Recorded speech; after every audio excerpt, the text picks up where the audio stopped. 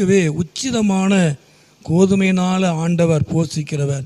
அதாவது உச்சிதமான அப்படின்னா அது சிறந்தது, சிறந்தது, சிறப்பானது, அது பெஸ்டானது.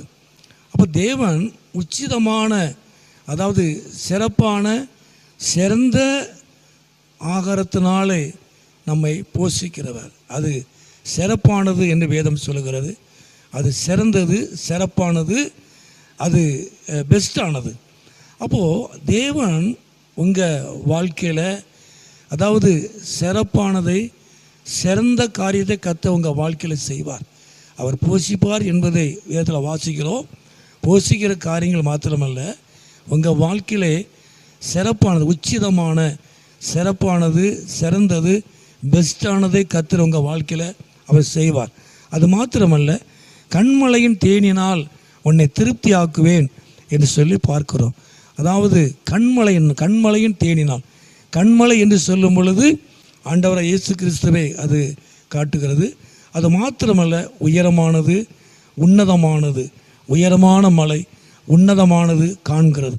அப்போது ரெண்டாவது ஆண்டவர் உங்கள் வாழ்க்கையிலே அவர் உயர்வான, உன்னதமான காரியங்களை ஆண்டவர் உங்கள் வாழ்க்கையில் செய்வார். அதாவது கண்மலையின் தேனினாலே நான் உங்களை என்ன செய்வேன், உன்னை திருப்தியாக சொல்கிறார். தேனினாலே, அதாவது வாழ்க்கையில் உயர்வான, உன்னதமான தேனினால் ஆண்டவர் நம்முடைய வாழ்க்கையில் மதுரமான ஒரு காரியத்தை, மாறா அல்ல, கசப்பல்ல, மதுரமான காரியத்தை ருசி உள்ள வாழ்க்கையாக, உயர்ந்த வாழ்க்கையாக, சிறந்த வாழ்க்கையாக, பெஸ்ட்டான வாழ்க்கையாக கர்த்தர் உங்கள் வாழ்க்கையில் ஒரு பெரிய காரியத்தை செய்வார். உங்கள் வாழ்க்கையை உயர்த்துவார். கர்த்தர் நாமத்துக்கு மகிமை உண்டாவதாக. ஆண்டவர் தாமே உங்கள் வாழ்க்கையில் ஒரு மகிமையான காரியத்தை செய்வார்.